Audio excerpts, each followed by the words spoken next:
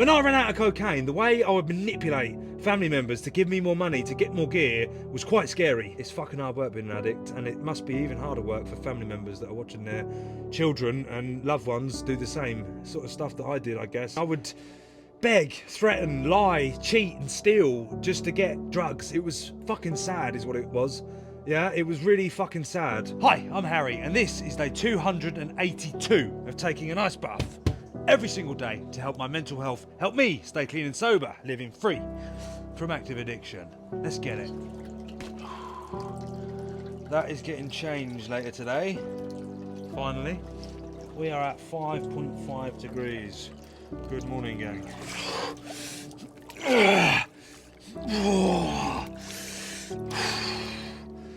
Good morning and welcome to day 282.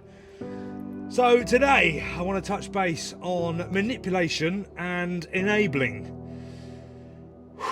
There would be times when I would run out of cocaine and alcohol and have no money left because I'd gamble as well, yeah, when I was using. I'd gamble every fucking penny I had. And there were times where I would hound my dad in particular for money to get more drugs. And the manipulation and the lies, it actually makes me feel very sick, in all honesty. There were times where I would phone my dad and pretend that there was a dealer outside threatening to beat me up or threatening to kidnap me, and I'd say to him, if I don't pay him the 100 quid I owe him, he's going to come through the front door, he's going to do this, he's going to do that. There was no one outside. I just wanted him to send me 100 quid, but he was sick and tired because he'd only just sent me 100 quid the day before, or the day before that. It was constant harassment is what it was, and I do feel sick for the way I acted and the way I behaved. The desperation that I felt when I was running out, or, you know, I didn't even have to have started. If I had a thought or a feeling, you know, and I wanted to use, God forbid I didn't get my own way, and I would use him as my bank, if you like, and it's fucking disgusting and it's sad and it's embarrassing. But I was so lost and so far gone and so deep into the madness that I didn't feel like I could cope without the use of drugs. And for years this went on. For years I would make up lies, telling there was someone outside my house going to beat me up. There wasn't. I'd just take money off of him to then get someone to come round to give me gear. I couldn't get a tick. Yeah, I couldn't get any fucking credit, mate. I was a terrible user. I was terrible at paying my bills. I was always late. No one ticked me in the end. Yeah, they'd tip me once and that'd be it. I'd fuck them about for a week over 50 quid and they'd never tick again. So the desperate lengths that I would go to were quite scary, and the reason I'm telling you this is because I want you as family members to be aware of the manipulative side that addicts, us addicts, tend to show when we are desperate for drugs or alcohol, or for the next bet, or for the next fucking bag of whatever, yeah?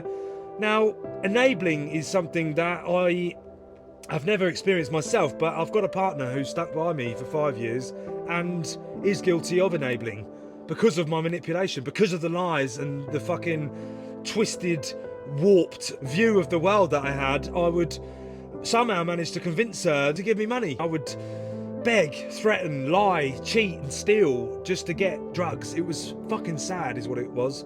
Yeah, it was really fucking sad. Enabling is giving someone money who's lying to you. This hurts to fucking say this, but my dad was enabling me for many years. Not through his own wrongdoing. He thought he was doing the right thing. My manipulative techniques were so sophisticated and the lies that I would come up with were so in-depth that he felt that he had to send me money because, I don't know, I was a good liar, I guess. Yeah, I was a good bullshitter. I think what made it easier was the fact that I believed my own bullshit at times. Sometimes I would actually believe that there was someone outside coming to get me when there wasn't, but I had to make it feel real because I was so desperate for money to get my next fix. And this is a fucking hard one to speak about because it's not his fault. I can't point the finger and blame him for my using for as long as I used, but he did enable me for a long time through no fault of his own, through me manipulating him into, you know, begging and lying and cheating him out of money to get drugs and get alcohol and gamble with. And it was fucking relentless. You know, I'd ring him and ask for money for the gas and electric, and then within 2 hours I'd be ringing him again saying, oh, the direct debit, someone else come out of my bank, the money for the gas and electric didn't go on, can you lend me another 40 quid? But I'm really sorry, mate, I'm really sorry, but I need it now because I'm about to do something, I'm about to go into a meeting. There was always a desperation, and it's fucking sick, mate. It makes me fucking sick, to be fair. It's fucking painful talking about this shit, but this shit's real. And as a family member or a parent of someone who's struggling, I just want you to hear me when I say, yes, you need to be there for them, but financially, no. You're going to have to tell them point blank no, because unfortunately you will be enabling them. Yeah, so if they are asking for money for some far-fetched fucking scheme, yeah, and they're trying to fleece you out of money, you just got to say no. If they threaten that someone's outside their front door, tell them to come round your house and you'll give them the money. Tell them that you'll go and buy their shopping for them. Don't be giving them cash. Don't be giving them money. Don't be sending them money, because that is unfortunately what they want, yeah? I would ask my dad for 100 quid for shopping. He'd say, I'll tell you what I'll do. I'll meet you at the shop and we'll go around and we'll do a shop together and I'll pay for it. And I'd go, no, mate, no, I can't. That's embarrassing. I can't do that. I just want you to send me it. Oh, I'll tell you what, don't worry about it. I had food in the fridge. I was just lying because I wanted 100 quid just to get some Coke. It's fucking pathetic, it is. But there are layers and levels to addiction, and I guess I was so fucking broken that I felt that I had to manipulate people into giving me money. It wasn't just him. I fucking fleeced loads of people and fucking lied and stole and cheated loads of people over the years. It's fucking hard work, mate, being an addict, and it must be even harder work for family members that are watching their children and loved ones do the same sort of stuff that I did, I guess.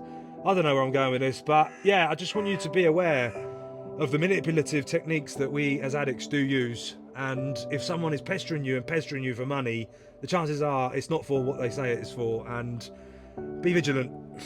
Okay? Thank you for watching, guys. Don't forget to hit the like, follow and subscribe buttons. Do leave a comment and I'll see you in the morning. Bosh!